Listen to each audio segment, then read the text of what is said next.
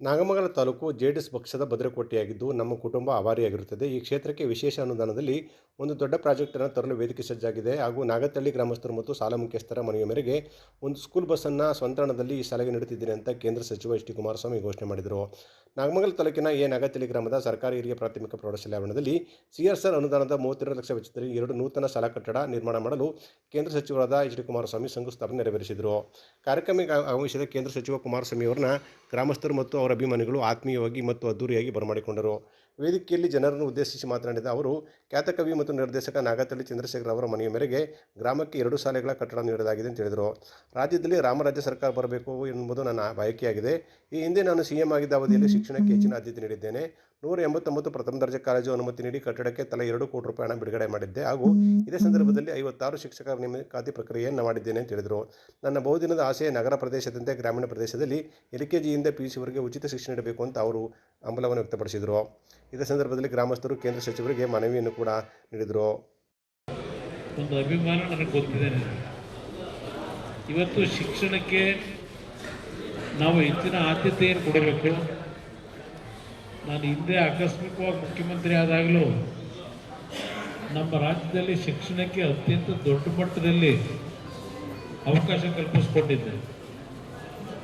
ಆ ಸಂದರ್ಭದಲ್ಲಿ ಸುಮಾರು 189 ಪ್ರಥಮ ದರ್ಜೆ ಕಾಲೇಜುಗಳಿಗೆ ಒಂದೇ ವರ್ಷದಲ್ಲಿ ಅನುಮತಿ ಕೊಟ್ಟಂಥದ್ದು, ಪ್ರತಿ ಶಾಲಾ ಕಟ್ಟಡಕ್ಕೆ 2 ಕೋಟಿ ಹಣ ಕೊಟ್ಟಂಥದ್ದು ಮತ್ತು ಆ ಸಂದರ್ಭದಲ್ಲಿ ಸುಮಾರು 56,000 ಜನ ನಮ್ಮ ಮಹಿಳೆಯರು ಮತ್ತು ಪುರುಷರ ಒಂದು ಟೀಚರ್ ಕೆಲಸಗಳಿಗೆ ಅವತ್ತು ತೆಗೆದುಕೊಂಡಂಥ ನಿರ್ಧಾರ ಆದಮೇಲೆ ಇನ್ಯಾವ ಸರ್ಕಾರಗಳು ತೆಗೆದುಕೊಳ್ಳಲಿಲ್ಲ. ಮೊದಲು ದೇವೇಗೌಡರು ಮುಖ್ಯಮಂತ್ರಿ ಆದಾಗ ಗೋವಿಂದ ಗೌಡರು ಶಿಕ್ಷಣ ಸಚಿವರಾಗಿ 1 ಲಕ್ಷ ಜನಕ್ಕೆ ಕೆಲಸ ಕೊಟ್ಟಿದ್ದರು. ಅದಾದ ನಂತರ ನಾನು 2006ರಲ್ಲಿ ಸುಮಾರು 56,000 ಜನ ಕೆಲಸ ಕೊಡ್ತಕ್ಕಂಥ ಕೆಲಸ ಏನು ಮಾಡಿದ್ರು. ನಮ್ಮ ಶಿಕ್ಷಣಕ್ಕೆ ಅದರಲ್ಲೂ ಗ್ರಾಮೀಣ ಪ್ರದೇಶದಲ್ಲಿ ನಗರ ಪ್ರದೇಶದಲ್ಲಿ ಇರ್ತಕ್ಕಂಥ ಶಿಕ್ಷಣ ಕೊಡಬೇಕು ಅನ್ನೋದು ನನ್ನ ಸ್ವಂತ ಅಭಿಪ್ರಾಯವೂ ನಾನು ಇಟ್ಕೊಂಡಿದ್ದೇನೆ. ಕಳೆದ ಬಾರಿ ನಾನು ನಾಡಿನ ಜನತೆ ಮುಂದೆ ಹೇಳಿದೆ, ಒಂದು ಅವಕಾಶ ನಾನು ಕಲ್ಪಿಸಿಕೊಟ್ರೆ ಇಡೀ ರಾಜ್ಯದಲ್ಲಿ ಪ್ರತಿ ಗ್ರಾಮ ಪಂಚಾಯತಿ ಕೇಂದ್ರದಲ್ಲಿ ಖಾಸಗಿಯವರು ಏನು ದೊಡ್ಡ ಮಟ್ಟದ ಶಿಕ್ಷಣಕ್ಕೆ ವ್ಯಾಪಾರಕ್ಕೋಸ್ಕರ ಮಾಡ್ಕೊಂಡಿದ್ದಾರೆ, ಉಚಿತವಾದ ಶಿಕ್ಷಣ ಪ್ರತಿ ಕುಟುಂಬಕ್ಕೂ ದೊರಕಬೇಕು ಅನ್ನೋದು ನನ್ನ ಅಭಿಪ್ರಾಯ.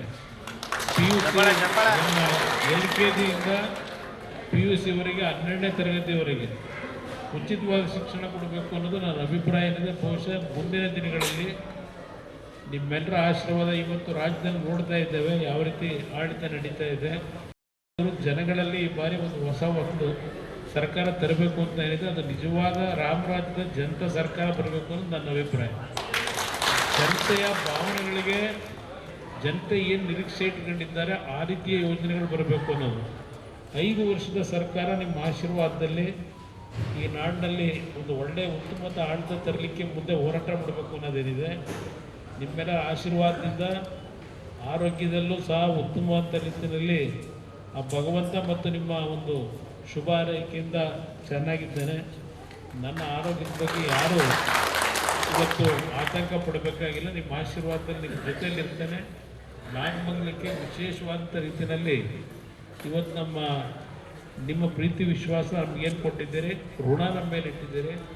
ಈ ತಾಲೂಕಿಗೆ ಏನಾದರೂ ಬೇರೆ ರೀತಿಯಲ್ಲಿ ಯೋಜನೆಗಳನ್ನು ತರಬೇಕು ಅನ್ನೋದು ನಾನೇನು ಮನದಲ್ಲಿ ಇಟ್ಕೊಂಡಿದ್ದೇನೆ. ಕಷ್ಟಪಟ್ಟು ಜೀವನ ಮಾಡ್ತಕ್ಕಂಥವ್ರು ನಾಗಮಂಗಲದ ಜನ ನಾನು ನೋಡಿದ್ದೇನೆ. ಇವತ್ತು ಸ್ವಾಮೀಜಿಯವರ ಕಾರ್ಯಕ್ರಮಕ್ಕೆ ಅವರು ಫೆಬ್ರವರಿ 21 ಮತ್ತು 22ರಂದು ಬೂದನೂರು ಗ್ರಾಮದಲ್ಲಿ ನಡೆದಿರುವ ಬೂದನೂರು ಉತ್ಸವದ ಹಿನ್ನೆಲೆಯಲ್ಲಿ ಹಮ್ಮಿಕೊಂಡಿರುವ ಹೆಲಿಕಾಪ್ಟರ್ ರೈಡ್ಗೆ ಅದ್ದೂರಿ ಚಾಲನೆ ಸಿಗುತ್ತು. ಮೊದಲನೇ ದಿನ ಈ ಕಾರ್ಯಕ್ರಮಕ್ಕೆ ಉತ್ತಮ ಸ್ಪಂದನೆ ವ್ಯಕ್ತವಾಯಿತು. ಜಿಲ್ಲಾ ಉಸ್ತುವಾರಿ ಸಚಿವರಾದ ಎನ್ ಚೆಲುವರಾಯಸ್ವಾಮಿ ಅವರು ಹೆಲಿಕಾಪ್ಟರ್ ರೈಡ್ ಕಾರ್ಯಕ್ರಮಕ್ಕೆ ಟೇಪ್ ಕತ್ತರಿಸುವ ಮೂಲಕ ಚಾಲನೆ ನೀಡಿದರು.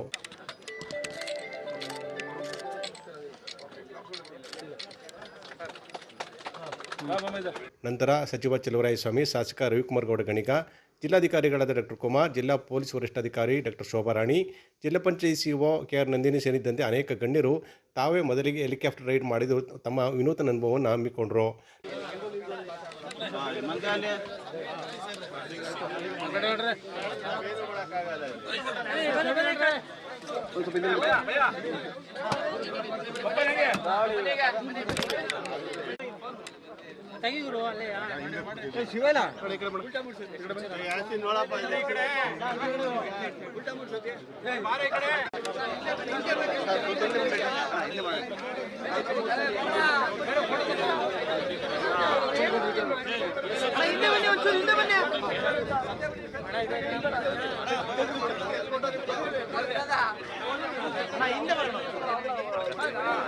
ನಂತರ ಸುದ್ದಿಗಾರರೊಂದಿಗೆ ಮಾತನಾಡಿದ ಸಚಿವ ಚಲುವರಾಯಸ್ವಾಮಿ, ಜಿಲ್ಲೆಯಲ್ಲಿ ಅಭಿವೃದ್ಧಿ ಕಾರ್ಯಕ್ರಮಗಳು ಜೊತೆಗೆ ಜಿಲ್ಲೆಯ ಸಾರ್ವಜನಿಕರ ನೂತನವಾಗಿ ಕಾರ್ಯಕ್ರಮ ಮಾಡುವ ನಿಟ್ಟಿನಲ್ಲಿ ಬೂದನೂರು ಉತ್ಸವ ಪ್ರಯುಕ್ತ ಟೂರಿಸಂ ಹೆಲಿಪ್ಯಾಡ್ ಸವಾರಿ ಪ್ರದರ್ಶನವನ್ನು ಹಮ್ಮಿಕೊಳ್ಳಲಾಗಿದೆ ಅಂತ ಹೇಳಿದರು. ಬೂದನೂರು ಉತ್ಸವವನ್ನು ಮೊದಲನೇ ವರ್ಷ ತುಂಬ ಯಶಸ್ವಿಯಾಗಿ ಮಾಡಲಾಗಿದೆ. ಕಳೆದ ವರ್ಷಕ್ಕಿಂತ ನೂತನ ವರ್ಷ ಬಹಳ ವಿಭಿನ್ನವಾಗಿ ಬರಬೇಕು ಅಂತ ಹೇಳಿದರು. ಜಿಲ್ಲೆಯಲ್ಲಿ ಬೂದನೂರು ಉತ್ಸವ 2026ರ ಪ್ರಯುಕ್ತ ಏರ್ಪಡಿಸಲಾಗಿದ್ದ ವಿವಿಧ ರೀತಿಯ ಕ್ರೀಡೆ ಮತ್ತು ರಂಗೋಲಿ ಸ್ಪರ್ಧೆಗಳ ಕಾರ್ಯಕ್ರಮಗಳು ಬಹಳ ಯಶಸ್ವಿಯಾಗಿ ಪೂರ್ಣಗೊಂಡಿವೆ ಅಂತ ಹೇಳಿದರು. ಮಾರ್ಚ್ 7ರಂದು ಜಿಲ್ಲಾಡಳಿತದ ವತಿಯಿಂದ ಪರಿಶಿಷ್ಟ ಜಾತಿ, ಪರಿಶಿಷ್ಟ ಪಂಗಡ ಮತ್ತು ಅಸ್ಪೃಶ್ಯತೆ ನಿವಾರಣಾ ಕಾಯ್ದೆಯ ಅರಿವು ಕಾರ್ಯಾಗಾರವನ್ನು ನಗರದ ಅಂಬೇಡ್ಕರ್ ಭವನದಲ್ಲಿ ಹಮ್ಮಿಕೊಳ್ಳಲಾಗಿದೆ. ಸಮಾಜದ ಎಲ್ಲ ವರ್ಗದವರು ಮತ್ತು ಮುಖಂಡರು ಕಾರ್ಯಕ್ರಮಕ್ಕೆ ಪಾಲ್ಗೊಳ್ಳುವಂತೆ ಅವರು ಕೋರಿಕೊಂಡರು. ಉತ್ಸವ ನಮ್ಮ ಈ ಕ್ಷೇತ್ರದ ಶಾಸಕರು, ನನ್ನ ಆತ್ಮೀಯರು ಆದಂಥ ರವಿಕುಮಾರ್ ಗೌಡ ಅವರು ಕಳೆದ 2 ವರ್ಷದಲ್ಲಿ ಮೊದಲನೇ ಮಂಡ್ಯ ಕ್ಷೇತ್ರದಲ್ಲಿ ಅಭಿವೃದ್ಧಿ ಜೊತೆಗೆ ಒಂದು ಸಾಮಾಜಿಕವಾಗಿ, ಸಾಂಸ್ಕೃತಿಕವಾಗಿ ನಾವು ಏನು 87ನೇ ಅಖಿಲ ಭಾರತ ಸಾಹಿತ್ಯ ಸಮ್ಮೇಳನವನ್ನು ಯಶಸ್ವಿಯಾಗಿ ಮಾಡಿದೋ ಇಡೀ ಜಿಲ್ಲೆಯ ಎಲ್ಲ ಶಾಸಕರು ಪಕ್ಷಾತೀತವಾಗಿ, ಅದರ ಹಿನ್ನೆಲೆಯಲ್ಲೇ ಒಂದು ಬೂದನೂರಿನ ಉತ್ಸವ ಅಂತೇಳಿ ಪ್ರಾರಂಭ ಮಾಡಿ ಮೊದಲನೇ ವರ್ಷ ಯಶಸ್ವಿಯಾಗಿ ಮಾಡಿದರು. 2ನೇ ವರ್ಷ ಈ ವರ್ಷ ಅದಕ್ಕಿಂತ ಡಿಫರೆಂಟಾಗಿ ಮಾಡಬೇಕು ಅಂತ ಸಾಕಷ್ಟು ಇದರ ಮಧ್ಯದಲ್ಲಿ ಅಭಿವೃದ್ಧಿ ಕೆಲಸ ಅಥವಾ ಸಾರ್ವಜನಿಕವಾಗಿ ಅನೇಕ ಕಾರ್ಯಕ್ರಮಗಳು, ಸರ್ಕಾರದಿಂದ ಸೌಲಭ್ಯಗಳು ಕೊಡಿಸೋದ್ರಲ್ಲೂ ಯಶಸ್ವಿಯಾಗಿ, ಅದರ ಜೊತೆಗೆ ಇದು ಒಂದು ಸಾರ್ವಜನಿಕರಿಗೆ ಒಂದು ನೂತನವಾದಂಥ ಒಂದು ಕಾರ್ಯಕ್ರಮವನ್ನು ಮಾಡಬೇಕು ಅಂತೇಳಿ ಮಾಡ್ತಾಯಿದ್ದಾರೆ. ನಾಳೆ ಅದು ಅಧಿಕೃತವಾಗಿ ಉದ್ಘಾಟನೆ. ಆ ಉದ್ಘಾಟನೆ ಪೂರಕವಾಗಿ ಅನೇಕ ಕಾರ್ಯಕ್ರಮಗಳನ್ನ ಇಟ್ಕೊಂಡಿದ್ದಾರೆ. ಸ್ಪೋರ್ಟ್ಸ್ ಇರ್ಬೋದು, ಮಹಿಳೆಯರಿಗೆ ರಂಗೋಲಿ ಇರ್ಬೋದು, ಇನ್ನಿತರ ಆ್ಯಕ್ಟಿವಿಟೀಸ್ ಎಲ್ಲನೂ ಕೊಟ್ಟು ಅದನ್ನೆಲ್ಲ ಪ್ರೈಸನ್ನು ಕೊಡ್ತಕ್ಕಂಥ ಒಂದು ಇದರಲ್ಲಿ ಯುವಕರಿಗೆ ಮಂಡ್ಯ ಒಂದು ನಗರವನ್ನು, ಸುತ್ತಮುತ್ತಲ ಗ್ರಾಮವನ್ನು ಮೇಲುಗಡೆಯಿಂದ ತೋರಿಸಿದ್ರೆ ಬಹುಶಃ ನಮ್ಮ ಮಂಡ್ಯ ಹೇಗಿದೆ ಅಂತೇಳಿ ಇವತ್ತು ಎಲ್ರಿಗೂ ಹೆಲಿಕಾಪ್ಟ್ರಲ್ಲಿ ಓಡಾಡೋ ಅವಕಾಶಗಳು ಇರಲ್ಲ. ಯಾರಿಗೆ ಬೇಕಾದ್ರೂ ಶಕ್ತಿ ಇದೆ,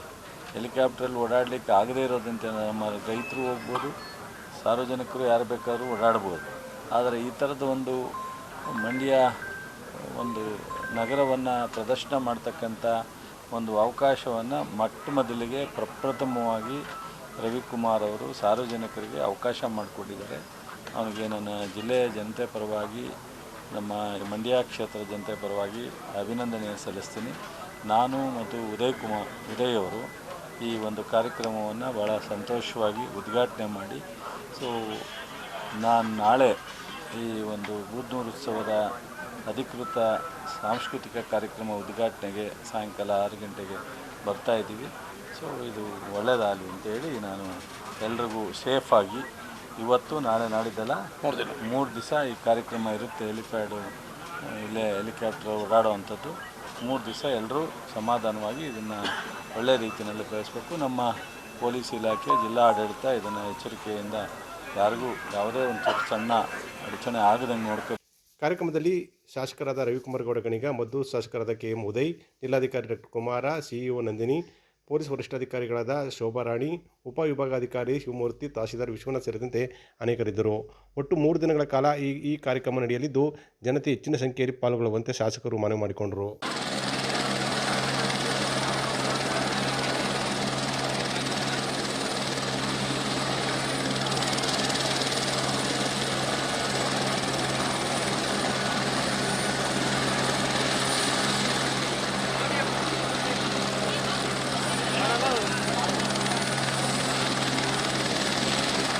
ವಿದ್ಯಾರ್ಥಿಗಳು ತಮ್ಮ ಜೀವನದಲ್ಲಿ ಮೌಲ್ಯಗಳನ್ನು ಅಳವಡಿಸಿಕೊಳ್ಳಬೇಕು. ಉತ್ತಮವಾದ ವ್ಯಕ್ತಿತ್ವದಿಂದ ಬದುಕು ಸುಂದರವಾಗುತ್ತದೆ. ಮೌಲ್ಯಗಳನ್ನು ಕಲಿಯಲು ಮಹಾತ್ಮರ ಜೀವನ ಚರಿತ್ರೆಗಳನ್ನು ಓದುವುದನ್ನು ರೂಢಿಸಿಕೊಳ್ಳಬೇಕೆಂದು ಸಮಾಜ ಸೇವಕ RTO ಮಲ್ಲಿಕಾರ್ಜುನ್ ಹೇಳಿದರು. ಕೇರ್ಪೇಟೆ ತಾಲೂಕಿನ ಅಕ್ಕಿಹಬಳು ಹೋಬಳಿಯ ಜೈನಹಳ್ಳಿಯ ಡಾಕ್ಟರ್ BR ಅಂಬೇಡ್ಕರ್ ವಸತಿ ಶಾಲೆಯಲ್ಲಿ ಆಯೋಜಿಸಿದ್ದ ಶಾರದಾ ಪೂಜೆ ಮತ್ತು SSLC ವಿದ್ಯಾರ್ಥಿಗಳಿಗೆ ಬೀಳ್ಕೊಡುಗೆ ಮತ್ತು ಸಾಂಸ್ಕೃತಿಕ ಕಾರ್ಯಕ್ರಮವನ್ನು ಉದ್ಘಾಟಿಸಿ ಶ್ರೀ ಶಾರದಾಂಬೆ ಭಾವಚಿತ್ರಕ್ಕೆ ಪುಷ್ಪಾರ್ಚನೆ ಮಾಡಿದರು.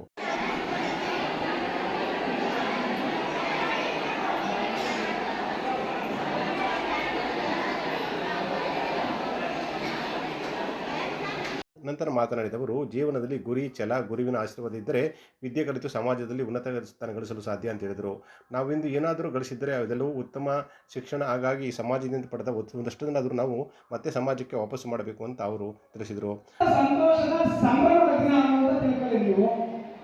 ಖಂಡಿತವಾಗೂ ನಾನಂತೂ ನನ್ನ ನಂಬಿಕೆ ಅಂತ ಹೇಳ್ತೀನಿ ನಿಮಗೆ, ಶಾಲೆಯಲ್ಲಿ ಎಲ್ಲರೂ ಕೂಡ ವಸತಿ ಶಾಲೆ ಆಗಿರೋದ್ರಿಂದ ಅಟೆಂಡೆನ್ಸ್ಗೆ ಯಾರಿಗೂ ಕೊರತೆ ಇರಲ್ಲ. ಶಾಲೆಯಲ್ಲಿ ನಿಮ್ಮ ಇರುವಿಕೆ ವಾಸ್ತವವಾಗಿ ಇದ್ರೆ, ನೀವು ಇರೋ ಜಾಗದಲ್ಲಿ ಪಾಠ ಕೇಳಿದ್ರೆ ಖಚಿತವಾಗಿ ನೀವು ಓದ್ತಾ ಇದ್ರು ಕೂಡ ಪಾಸ್ ಆಗ್ತಿಲ್ಲ. ಆದರೆ ಈಗ ಓದುವಂಥದ್ದನ್ನ ಸ್ವಲ್ಪ ಎಚ್ಚರಿಕೆಯಿಂದ ಓದಿ. ನಿಮ್ಮ ಆಹಾರ ಪದ್ಧತಿಯಲ್ಲಿ ಯಾವುದೇ ಥರದಲ್ಲಿ ಎಣ್ಣೆ ಪದಾರ್ಥಗಳು ಮತ್ತೆ ಆರೋಗ್ಯದ ಮೇಲೆ ದುಷ್ಪರಿಣಾಮ ಬೀರ್ತಕ್ಕಂಥ ಪದಾರ್ಥಗಳನ್ನ ಆಹಾರ ಸೇವನೆಯನ್ನ ಮಾಡಿದೆ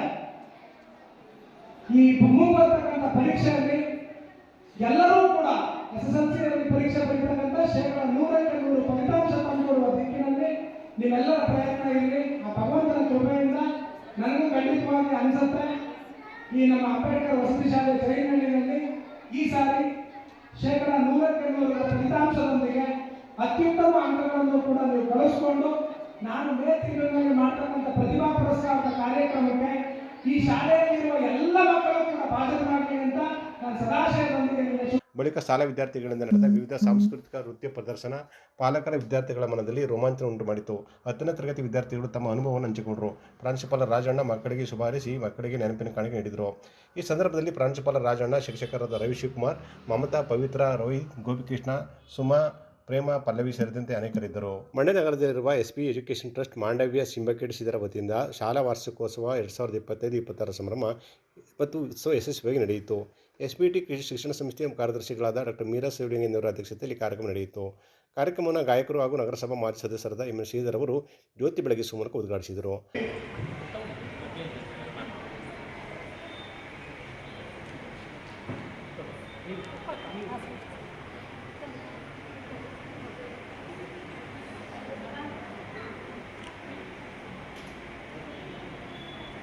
ನಂತರ ಮಾತನಾಡಿದ ಶ್ರೀಧರ್ ಅವರು, SBT ಸಂಸ್ಥೆ ಮತ್ತು ಶ್ರೀಮತಿ ಮೀರಾ ಶಿವಲಿಂಗಯ್ಯನವರು ಸಮಾಜಮುಖಿಯಾಗಿ ಕೆಲಸ ಮಾಡುತ್ತಿದ್ದು, ನೊಂದವರ ಬೆಳಕಿಗೆ ಆಸರೆಯಾಗಿರುವಂತೆ ಸಂಸ್ಥೆಗಳನ್ನು ನಿರ್ಮಿಸಿದ್ದಾರೆ. ಇಲ್ಲಿ ವ್ಯಾಸಂಗ ಮಾಡುತ್ತಿರುವ ಮಕ್ಕಳು ಗುರಿ ಸಾಧಿಸಿ ಉತ್ತಮ ಹೆಸರು ಪಡೆಯುವಂತೆ ತಿಳಿಸಿದರು. ಈಗ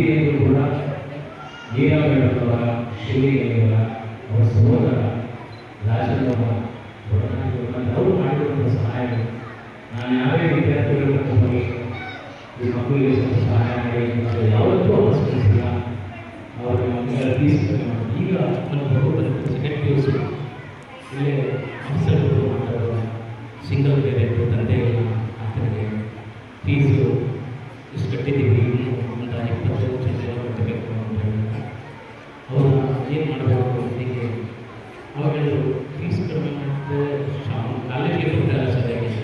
ಯಾಕಪ್ಪ ನೀನು 10 ದಿವಸ ಕರೆಕ್ಟಾಗಿ ಕಾಲೇಜ್ ಬಂದ್ಬಿಟ್ಟು ನಿನಗೆ ಉಳ್ಕೊಳ್ಳೋ ವ್ಯವಸ್ಥೆ ಮಾಡ್ಕೊಡ್ತೀನಿ, ಊಟದ ವ್ಯವಸ್ಥೆ ಮಾಡ್ಕೊಡ್ತೀನಿ, ನಿಮ್ಮ ವಾಕಿಂಗ್ ಫೀಸ್ ₹1 ಕೊಡಬೇಡ ನೀನು ಅಂತೇಳಿ ಉದಾಹರಣೆಗೆ ಸಹಾಯ ಮಾಡುವಂಥದ್ದು ಮೀರಾ ಮೇಡಮ್. ನಾನು ಈ ಚೌತಿಗಳಿಗೆ ಇಷ್ಟೇ ಬರೋದವರು ಅಂದರು ಹಾಗೆ ಯಾರು ಶಾಲಾ ಕಾಲೇಜುಗಳಿಗೆ ಅಮ್ಮ ಯಾರು ಆಮೇಲೆ ಬರೀಗೆ ನಿದರ್ಶನಗಳೇ ಇಲ್ಲ.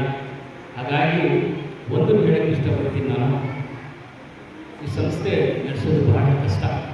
ಅದರಲ್ಲೂ ಫೀಸ್ ಕೊಡಿ ಇಲ್ಲ ಒಂದು ಮೇಲೆ ಒಂದು ಹಿಂಸೆ ಮಾಡಿ ತಗೊಳ್ಳೋದೇ ಒಂದು ಇದರಲ್ಲಿ ನಾನು ಬಿಟ್ಕೊಡ್ತೀನಿ, ಮಕ್ಕಳನ್ನ ಚೆನ್ನಾಗಿ ಓದಿಸಿ ಅಂತ ಹೇಳ್ತಿದ್ದೀಯಲ್ಲ, ಅದು ಅವರ ದೊಡ್ಡ ಗುಣ. ಅವ್ರಿಗೆ ಅವ್ರ ಕುಟುಂಬಕ್ಕೆ ದೇವರು ಇನ್ನೂ ಅಷ್ಟು ಆಯಸ್ಸು ಆರೋಗ್ಯ ಕೊಟ್ಟು ಕಾಪಾಡಲಿ ಅಂತ ನಾನು ಭಗವಂತನಿಗೆ ಹೇಳ್ಕೊಡ್ತೀನಿ. ಯಾಕೆಂತಂದರೆ ಇನ್ನೂ ಎಷ್ಟೋ ಮಕ್ಕಳಿಗೆ. ಸಂಸ್ಥೆಯ ಕಾರ್ಯದರ್ಶಿಗಳಾದ ಮೀರಾ ಶಿವಲಿಂಗಯ್ಯ ಮಾತನಾಡಿ, ಮಕ್ಕಳು ಗುರಿಯತ್ತ ಸಾಗಬೇಕು, ಪೋಷಕರು ಮಕ್ಕಳ ಬೆಳವಣಿಗೆಯತ್ತ ಗಮನ ಹರಿಸಬೇಕು. ಈ ನಿಟ್ಟಿನಲ್ಲಿ ಸಂಸ್ಥೆ ಮುಂದಾಗಿದೆ ಅಂತ ಅವರು ಹೇಳಿದರು. ಹೆಚ್ಚಿನ ಒಂದು ವಿದ್ಯಾಭ್ಯಾಸಕ್ಕೆ ಅವರು LKG UKG ಬರ್ತಾರೆ, UKG ಬೇರೆ ಶಾಲೆಗೆ ಹೋಗ್ತಾರೆ. ಸೊ ಅದರಿಂದ ಒಂದು ಅವರ ಒಂದು ಅಭಿವೃದ್ಧಿಯ ಹೆಜ್ಜೆಯನ್ನು ಗುರುತಿಸುತ್ತೇವೆ. ಸೊ ಹಾಗೆ ಆ ಮಕ್ಕಳು ಏನೆಲ್ಲ ಕಲಿತಾರೆ, ಏನೆಲ್ಲ ಅವರು ಅವರ ಒಳಗಿನ ಶಕ್ತಿ ಏನಿದೆ ಅದೆಲ್ಲವೂ ಇವತ್ತು ನಮಗೆ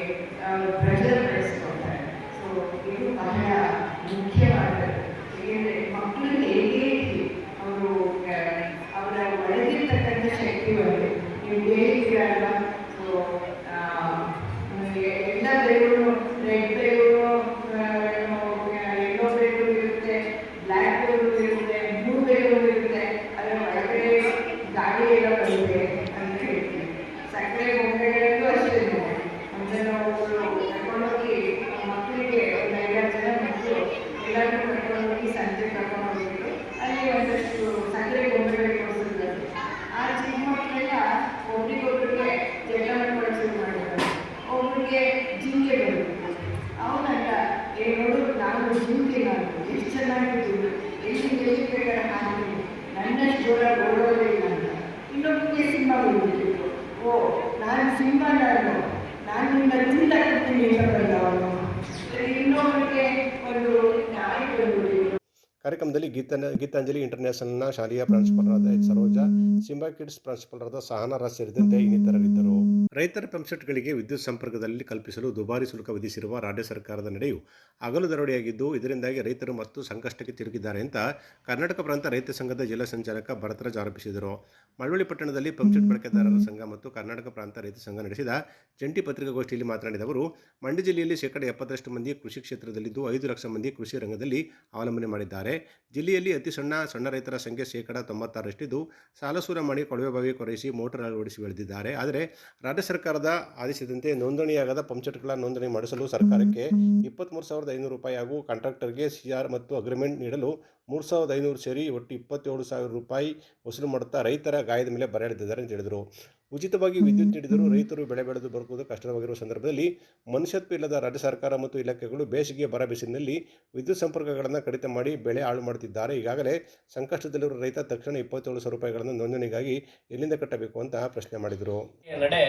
ಇದೊಂದು ಹಗಲು ದರೋಡೆ ಅಂತ ಹೇಳಿ ಇವತ್ತು ಪಂಪ್ಸೆಟ್ ಬಳಕೆದಾರರು ಮತ್ತು ಕರ್ನಾಟಕ ಪ್ರಾಂತ ರೈತ ಸಂಘಟನೆ ಸಂದರ್ಭದಲ್ಲಿ ನಾವು ಆರೋಪವನ್ನು ಮಾಡ್ತಾ ಇದ್ದೀವಿ. ಯಾಕೆ ಅಂತ ಹೇಳಿದ್ರೆ, ರೈತರು ಉಚಿತವಾಗಿ ವಿದ್ಯುತ್ ಕೊಟ್ಟರೆ ಜೀವನ ಮಾಡೋದೇ ಭಾಳ ಕಷ್ಟ ಆಗಿದೆ. ರೈತರ ಆತ್ಮಹತ್ಯೆಗಳ ಸಂಖ್ಯೆ ಇಲ್ಲಿ ತನಕ ನಿಂತಿಲ್ಲ.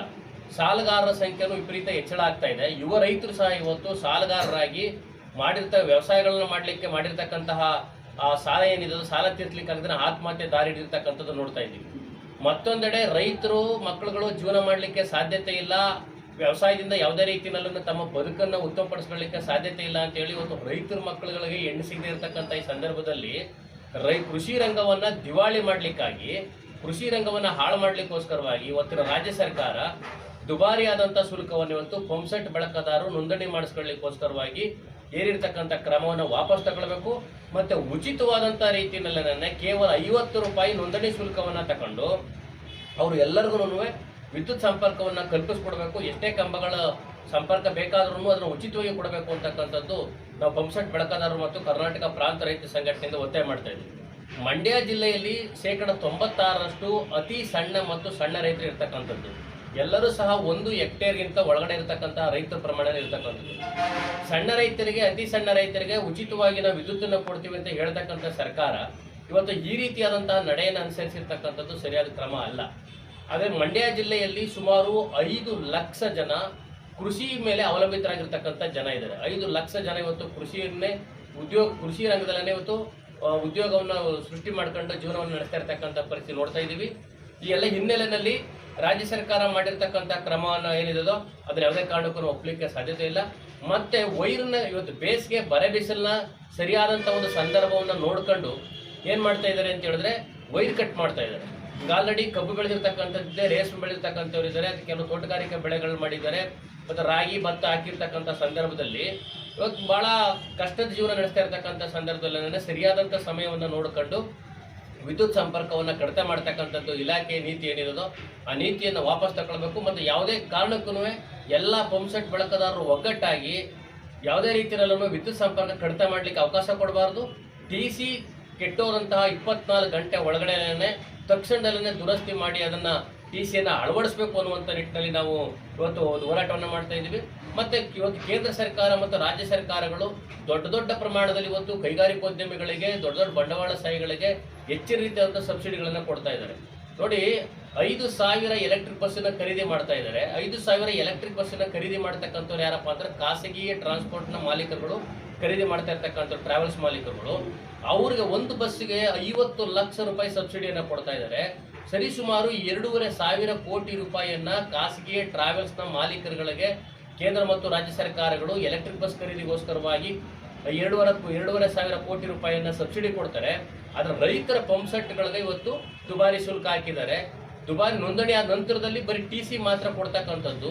ಒಂದು ಕಂಬಕ್ಕೆ ಇವತ್ತು ಕನಿಷ್ಠ 25,000 ರೂಪಾಯಿ ಖರ್ಚು ಬರ್ತದೆ. ಕಂಬ ಇರ್ಬೋದು, ವೈರ್ ಇರ್ಬೋದು, PC ಕೂರಿಸ್ತಕ್ಕಂಥ ಕಂಬಗಳಿರ್ಬೋದು, ಎಲ್ಲಕ್ಕೂ ಸಹ ರೈತರನ್ನೇ ಸ್ವತಃ ಹಣವನ್ನು ಖರ್ಚು ಮಾಡಿ ಇವತ್ತು ಹಾಕಿಸ್ಕೊಳ್ಬೇಕಾಗುತ್ತೆ. ಕನಿಷ್ಠ ಇವತ್ತು ಒಂದು ಸಂಪರ್ಕ ಕಲ್ಪಿಸ್ಕೋಬೇಕು ಅಂತಂದ್ರೆ ಒಬ್ಬ ರೈತನಿಗೆ 2 ಲಕ್ಷ ರೂಪಾಯಿನಷ್ಟು ಖರ್ಚು ಬರ್ತದೆ. ಅದನ್ನ ಬೋರ್ವೆಲ್ ಕೊರೆಸಿ ಇದನ್ನ. ಈ ಸಂದರ್ಭದಲ್ಲಿ ಹನುಮಂತು, ಚಿಕ್ಕಣ್ಣ, ರವಿ, ಗುರುಸ್ವಾಮಿ, ಹೇಮಂತ್ ಕುಮಾರ್ ಇದ್ದರು. ಮಂಡ್ಯದ ಕರ್ನಾಟಕ ಸಂಘ ಹಾಗೂ ML ಶ್ರೀಕಂಠೇಗೌಡ ಸಂಶೋಧನಾ ಕೇಂದ್ರದ ಸಹಯೋಗದಲ್ಲಿ ಡಾಕ್ಟರ್ ಆಮಾನ ಜಾನಪದ ಪ್ರಶಸ್ತಿ ಪ್ರದಾನ ಸಮಾರಂಭ ಕರ್ನಾಟಕ ಸಂಘದ ಸಭಾಭವನದಲ್ಲಿ ಯಶಸ್ವಿಯಾಗಿ ನಡೆಯಿತು. ಡಾಕ್ಟರ್ ಆಮಾನ ಜಾನಪದ ಹಿರಿಯ ಪ್ರಶಸ್ತಿಯನ್ನು ಪ್ರೊಫೆಸರ್ DK ರಾಜೇಂದ್ರ ಅವರಿಗೆ ಹಾಗೂ ಡಾಕ್ಟರ್ ಆಮಾನ ಜಾನಪದ ಯುವ ಪ್ರಶಸ್ತಿಯನ್ನು ನಂಜನಗೂಡು ಸರ್ಕಾರಿ ಪ್ರಥಮ ದರ್ಜೆ ಕಾಲೇಜಿನ ಸಹಪ್ರಾಧ್ಯಾಪಕಿ M ಕೆಂಪಮ್ಮ ಅವರಿಗೆ 50,000 ರೂಪಾಯಿ ನಗದು ಫಲಕ ಮತ್ತು 25,000 ರೂಪಾಯಿ ನಗದು ಫಲಕದೊಂದಿಗೆ ಆತ್ಮೀಯವಾಗಿ ನೀಡಿ ಗೌರವಿಸಲಾಯಿತು.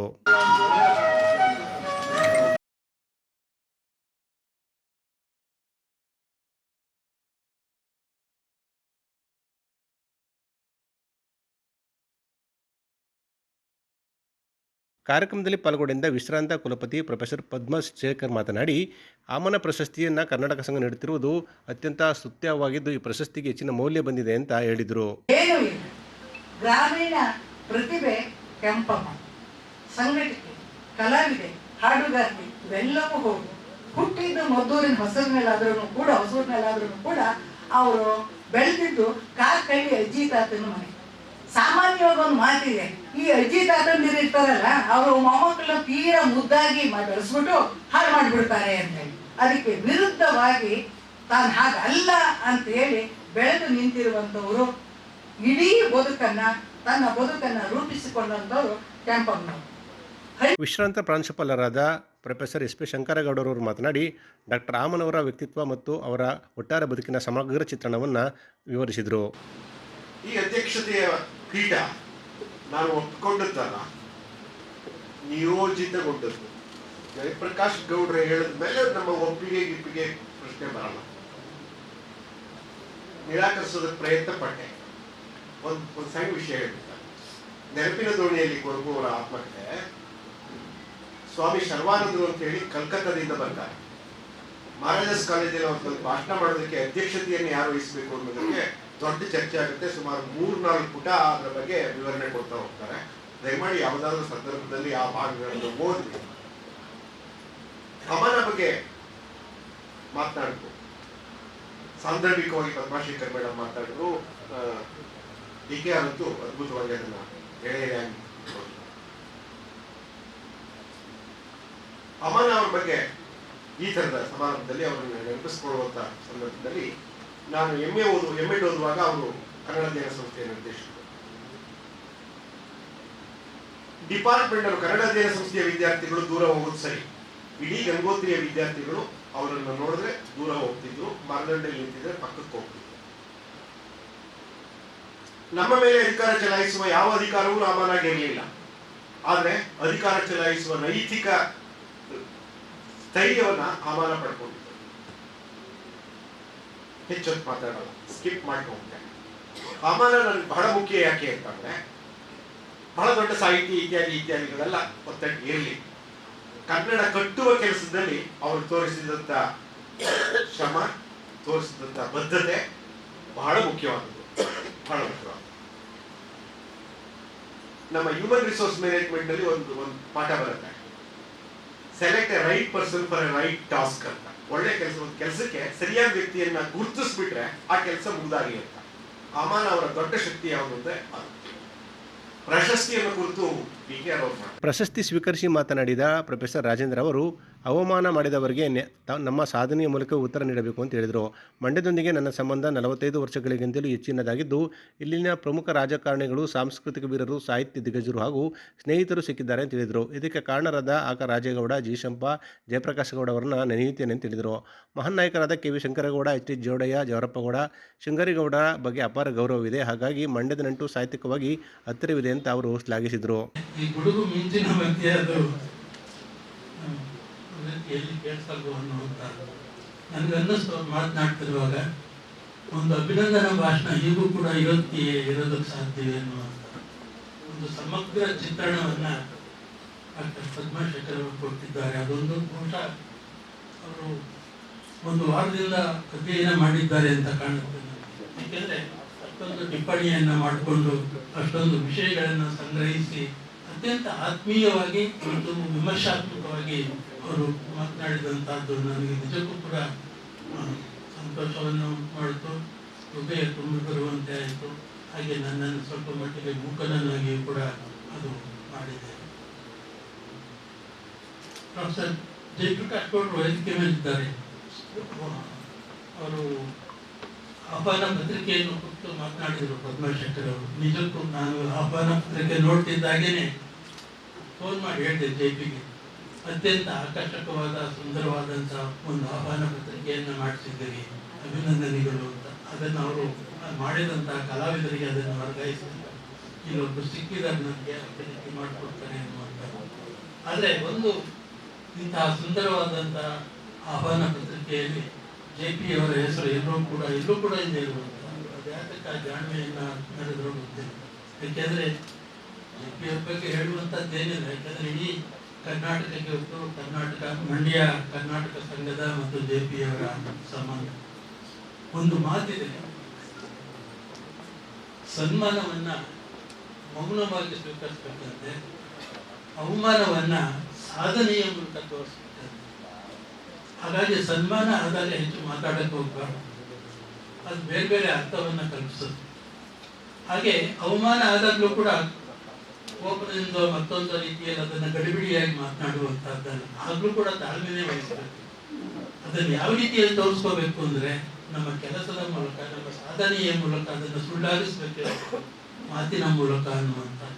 ಈ ಎರಡೂ ಸಂದರ್ಭದಲ್ಲಿಯೂ ಮೌನವೇ ಮೇಲು ಅನ್ನುವ ಒಂದು ಅರ್ಥವನ್ನ ಈ ಮಾತು ಹೇಳುತ್ತೆ.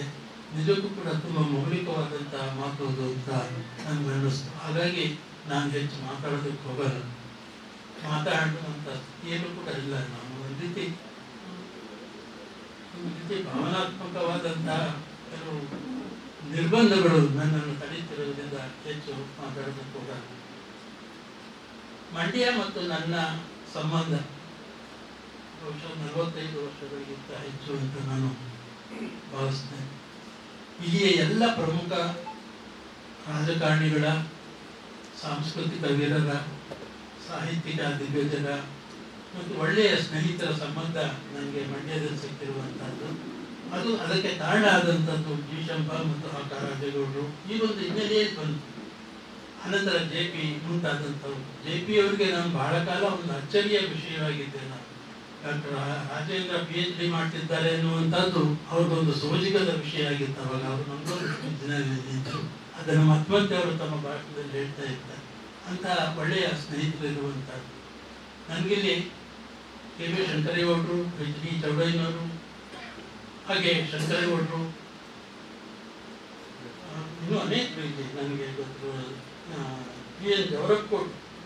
PN ಜವರಕೋಡ್ರಂತೂ ನಾವು ಅವ್ರ ಮನೆ ಪ್ರವೇಶ ಮಾಡ್ತಿದ್ರು, ಗೇಟಲ್ಲಿ ಎಂಟರ್ ಆಗ್ತಿದ್ದಾಗೇನೆ ಅಲ್ಲಿ ಒಳಗೆ ಧ್ವನಿ ಬರ್ತಾ ಇತ್ತು. ಮೈಸೂರಿಂದ ನೆಂಟರು ಬರ್ತಾ ಇದ್ದಾರೆ, ಆಮ್ಲೆಟ್ ಹಾಕಿ ಅಂತ ಸೊಸೆ ಕೂಗಿ ಹೇಳೋರು, ಬಾಗಿಲಿಂದ ಜೋರಾಗಿ ಹೇಳ್ತಾ ಇದ್ರು. ಅಂತ ಒಂದು ಆತ್ಮೀಯವಾದಂತಹದ್ದನ್ನು. ಪ್ರಶಸ್ತಿ ಸ್ವೀಕರಿಸಿ ಮಾತನಾಡಿದ ಡಾಕ್ಟರ್ ಎಂ ಕೆಂಪಮ್ಮ ಅವರು ತಮ್ಮ ವೃತ್ತಿ ಬದುಕು, ತಾವು ಬೆಳೆದು ಬಂದ ಹಾದಿ ಹಾಗೂ ತಮಗೆ ಸಹಕಾರ ನೀಡಿದ ಎಲ್ಲರನ್ನು ಕೂಡ ಸ್ಮರಿಸಿಕೊಂಡರು. ಈ ಪ್ರಶಸ್ತಿ ನನಗೆ ಜವಾಬ್ದಾರಿ ಹೆಚ್ಚಿದೆ ಅಂತ ಅವರು ಹೇಳಿದರು. 2 ವರ್ಷದ ಮಗುವಾಗಿದ್ದಾಗಲೇ ನನ್ನನ್ನು ಸಾಕಿ ನನಗೆ ಇವತ್ತಿನ ಒಂದು ವಿದ್ಯಾಭ್ಯಾಸವನ್ನ ಕೊಡಿಸಿ ನನ್ನನ್ನು ಒಬ್ಬಳು ನಾಗರಿಕ, ಒಬ್ಬ ಪ್ರಜೆಯಾಗಿ ವಿದ್ಯಾವಂತರಾಗಿ ರೂಪಿಸಬೇಕಂದ್ರೆ ಅನೇಕರ ಬದುಕು ಹಳ್ಳಿಯಲ್ಲಿ ಅಜ್ಜಿಯಂದಿರಿಂದ ಕಟ್ಕೊಂಡಿರ್ತಾರೆ ನೋಡಿ. ಯಾಕಂದ್ರೆ ನನ್ನ ಅಜ್ಜಿ ಕೂಡ ಒಬ್ಬ ಸ್ವಾಭಿಮಾನಿ. ನನ್ನ ತಾತ ಸ್ಕೂಲ್ ಟೀಚರ್ ಆದ್ರೂ ಕೂಡ ಗಂಡು ಮಗ ಒಬ್ಬನಷ್ಟೇ SSLC ಗಂಟ ಓದಿಸಿದ್ದಾರೆ. ನನ್ನ ತಾಯಿಗಾಗ್ಲಿ ನನ್ನ ಚಿಕ್ಕಮ್ಮನಿಗಾಗ್ಲಿ ನಮ್ಮ ತಾತ ಶಾಲೆಗೆ ಸೇರಿಸ್ಲಿಲ್ಲ. ನಮ್ಮ ತಾತ ಸ್ಕೂಲ್ ಟೀಚರ್ ಆದ್ರೂ ಕೂಡ ನನ್ನ ತಾಯಿನೂ ಅನಕ್ಷರಸ್ಥೆ, ನಮ್ಮ ತಾತನಿಗೆ ಇನ್ನೊಬ್ಳು ನಮ್ಮ ಚಿಕ್ಕಮ್ಮನೂ ಕೂಡ ಅನಕ್ಷರಸ್ಥೆ. ಹಾಗೆ ನನ್ನ ತಂದೆ ತಾಯಿ ಇಬ್ರು ಕೂಡ ಅನಕ್ಷರಸ್ಥರು. ಹಾಗಾಗಿ 2 ವರ್ಷದ ಮಗುವಿನಿಂದಲೇ ನಮ್ಮ ತಂದೆ ತಾಯಿಗೆ ನಾವು 4 ಜನ ಹೆಣ್ಮಕ್ಳು, ಒಬ್ಬ ತಮ್ಮ ಇದ್ದಾನೆ. ಹಾಗೆ ನನ್ನನ್ನ ಮತ್ತೆ ಹಿರಿಯವಳಾದ ನಮ್ಮ ಅಕ್ಕ ಮತ್ತೆ ಎರಡನೇಳಾದ ನನ್ನನ್ನ ಅಜ್ಜಿ ಮನೆಯಲ್ಲಿ ಬೆಳೆದ್ರಿಂದ ನಾವು ತಂದೆ ತಾಯಿಯ ಜೊತೆ ಅಷ್ಟೇನೋ ಒಡನಾಟ ಇರಲಿಲ್ಲ ಅನ್ನೋದು. ಇನ್ನು ಅಜ್ಜಿ ಮನೆಯಲ್ಲಿ ಇದ್ರೂ ಕೂಡ ನಾನು ಹಠ ಮಾಡ್ಕೊಂಡು ನಾನು ಓದ್ಲೇಬೇಕು ಅಂತೇಳಿ ಓದಂತವ್ರು. ಯಾಕಂದ್ರೆ ಕಾರ್ಕಳ್ಳಿನಲ್ಲಿ ಇದ್ದಿದ್ದು 4ನೇ ತರಗತಿವರೆಗೆ ಅಷ್ಟೇ. ಇನ್ನು 5ರಿಂದ 7ನೇ ತರಗತಿ, 8ರಿಂದ ಹೈಸ್ಕೂಲ್ ಪೂರ್ತಿ 8ವರೆಗೆ ನಡ್ಕೊಂಡೇ ಹೋಗ್ತಾ ಇದ್ದಿತ್ತಂತ. ನಾನು ಪೂರ್ತಿ ಕಾರ್ಯಕ್ರಮದಲ್ಲಿ ಕರ್ನಾಟಕ ಸಂಘದ ಅಧ್ಯಕ್ಷರಾದ ಡಾಕ್ಟರ್ ಜಯಪ್ರಕಾಶ ಗೌಡ, ಕಾರ್ಯದರ್ಶಿ ಚಂದಗಾಲು ಲೋಕೇಶ್, ಸಂಘದ ಕೋಣನಹಳ್ಳಿ ಜಯರಾಮ್ ಸೇರಿದಂತೆ ಇನ್ನಿತರರಿದ್ದರು. ಮದ್ದೂರು ತಾಲೂಕಿನ ಉಳಗನಹಳ್ಳಿ ಗ್ರಾಮದಲ್ಲಿ ನಿರ್ಮಾಣವಾಗುತ್ತಿರುವ ಸಮುದಾಯ ಭವನಕ್ಕೆ ಕೃಷ್ಣೇಗೌಡ ಚಾರಿಟೇಬಲ್ ಟ್ರಸ್ಟ್ ಅಗತ್ಯ ಆರ್ಥಿಕ ಸಹಕಾರ ನೀಡಲಿದೆ ಅಂತ ಟ್ರಸ್ಟ್ ಅಧ್ಯಕ್ಷ ನಂದೀಶ್ ಗೌಡ ತಿಳಿಸಿದರು. ಮದ್ದೂರು ತಾಲೂಕಿನ ಉಳಗನಹಳ್ಳಿ ಗ್ರಾಮದಲ್ಲಿ ಸಮುದಾಯ ಭವನದ ನಿರ್ಮಾಣಕ್ಕೆ ಭೂಮಿ ಪೂಜೆ ನೆರವೇರಿಸಿ ಮಾತನಾಡಿದ ಅವರು, ನಾನು ಗ್ರಾಮ ಪಂಚಾಯತ್ ಚುನಾವಣೆಗೆ ಸ್ಪರ್ಧಿಸಿದ ಜಯಗಳಿಸಿದ ಸಂದರ್ಭದಲ್ಲಿ ಗ್ರಾಮದ ಮಂಚಮ್ಮ ದೇಗುಲದ ಮುಂದೆ ಗ್ರಾಮಸ್ಥರ ಅನುಕೂಲಕ್ಕಾಗಿ ಸಮುದಾಯ ಭವನ ನಿರ್ಮಿಸಿಕೊಡುವ ಬಗ್ಗೆ ಭರವಸೆ ನೀಡಿದ ಹಿನ್ನೆಲೆಯಲ್ಲಿ ಭವನ ನಿರ್ಮಾಣಕ್ಕೆ ಅಗತ್ಯ ಸಹಕಾರ ನೀಡುತ್ತಿದ್ದೇನೆ ತಿಳಿಸಿದರು. ಅಂದಾಜು 25 ಲಕ್ಷ ರೂಪಾಯಿ ವೆಚ್ಚದಲ್ಲಿ ಸುಸಜ್ಜಿತವಾದ ಸಮುದಾಯ ಭವನ ನಿರ್ಮಾಣ ಮಾಡಿ ಗ್ರಾಮಸ್ಥರಿಗೆ ಅನುಕೂಲ ಕಲ್ಪಿಸಬೇಕೆಂಬ ಉದ್ದೇಶದಿಂದ ಕೃಷ್ಣೇಗೌಡ ಚಾರಿಟೇಬಲ್ ಟ್ರಸ್ಟ್ ಹಣದಿಂದಲೇ ಸಮುದಾಯ ಭವನಕ್ಕೆ ಅಡಿಪಾಯ ಹಾಕಲಾಗುವುದು ಅಂತ ಹೇಳಿದರು. ಮುಂದಿನ ದಿನಗಳಲ್ಲಿ ಸಂಸದರು, ಶಾಸಕರು, ವಿಧಾನ ಪರಿಷತ್ ಸದಸ್ಯರು, ರಾಜ್ಯಸಭಾ ಸದಸ್ಯರು ಸೇರಿದಂತೆ ಹಲವರಿಂದ ಅನುದಾನ ಪಡೆದು ಸಮುದಾಯ ಭವನ ಶೀಘ್ರವಾಗಿ ನಿರ್ಮಾಣ ಮಾಡುವುದಕ್ಕೆ ಪ್ರಾಮಾಣಿಕ ಪ್ರಯತ್ನ ಮಾಡುವುದಾಗಿ ಅವರು ಹೇಳಿದರು. ನಾವು ಗೆದ್ದಂಥ ಸನ್ನಿವೇಶದಲ್ಲಿ ನಮ್ಮ ಗ್ರಾಮದಲ್ಲಿ ಒಂದು ಸಮುದಾಯ ಭವನವನ್ನು ಮಾಡಿಸ್ತೀವಿ ಅಂತ ಹೇಳಿದ್ದು. ಹಾಗಾಗಿ ನಮ್ಮ ಅವಧಿ ಮುಗಿದ್ರೂ ಕೂಡ 15 ದಿನ ಆಗಿದೆ ನಮ್ಮ ಅವಧಿ ಮುಗಿದು. ಇವತ್ತು ಗುದ್ದಲಿ ಪೂಜೆ ಕಾರ್ಯಕ್ರಮ ಮಾಡಿದ್ದೀವಿ. ಕೃಷ್ಣೇಗೌಡ ಚಾರಿಟೇಬಲ್ ಟ್ರಸ್ಟ್ ವತಿಯಿಂದ ಪಾಯ ಹಾಕುವಂಥ ಕಾರ್ಯಕ್ರಮನ ಹಮ್ಮಿಕೊಂಡಿದ್ದೀವಿ. ಮುಂದಿನ ದಿನಗಳಲ್ಲಿ ಶಾಸಕರು ಹಾಗೂ ಸಂಸದರು ಕೂಡ ಅನುದಾನ ಕೊಡ್ತೀನಿ ಅಂತ ಹೇಳಿದ್ದಾರೆ. ಸುಮಾರು ಒಂದು 20 ಲಕ್ಷ ವೆಚ್ಚದಲ್ಲಿ ಈ ಒಂದು ಡೈನಿಂಗ್ ಹಾಲು, ಅಡುಗೆ ಕೋಣೆ ಮಾಡಬೇಕು ಅಂತ ಅಂದ್ಕೊಂಡಿದ್ದೀವಿ. ಮುಂದಿನ ದಿನಗಳಲ್ಲಿ ಸಂಪೂರ್ಣವಾಗಿ ಕಾಮಗಾರಿನ ಪೂರ್ಣ ಮಾಡ್ತಾರೆ. ಅವ್ರು ಕೊಡ್ತಾರೋ ಬಿಡ್ತಾರೋ, ಬಟ್ ಕಾಮಗಾರಿನ ಸಂಪೂರ್ಣವಾಗಿ ಮಾಡುವಂಥ ಜವಾಬ್ದಾರಿ, ಭರವಸೆ ನಮ್ಮದೇ. ಹಾಂ, ಮಾಡಬೇಕು. ಆಯ್ತು, ಇದೊಂದಾದ್ರೂ ಸಾಕು ನಮಗೆ. ಯಾಕಂದರೆ ಮಾತು ಕೊಟ್ಟಿದ್ದೀವಲ್ಲ, ದೇವಸ್ಥಾನ ಮುಂದೆಗಡೆ ನಮ್ದೇನಪ್ಪ ಅಂದ್ರೆ ಈಗ ನಾವು ಬಂದು ಇಲ್ಲಿ ಕೈ ಹಾಕಿದ್ದೀವಿ, ಯಾವುದೇ ವಿಘ್ನ ಇಲ್ದೇನೆ, ಯಾವುದೇ ಲೋಪಗಳಿಲ್ದೇನೆ ಆರಾಮಾಗಿ ಕೆಲಸ ಆಗಲಿ ಅಂತ ಭಗವಂತನ ಪ್ರಾರ್ಥನೆ ಮಾಡ್ಕೊತೀನಿ. ಈ ಸಂದರ್ಭದಲ್ಲಿ ಮುಖಂಡರಾದ ರಮೇಶ್ ಚಿಕ್ಕೋನು, ಬಿ ಕೃಷ್ಣ, ಚೆಲುವರಾಜು, ರಾಮಲಿಂಗಯ್ಯ ಸೇರಿದಂತೆ ಅನೇಕ ಮುಖಂಡರು ಹಾಜರಿದ್ದರು.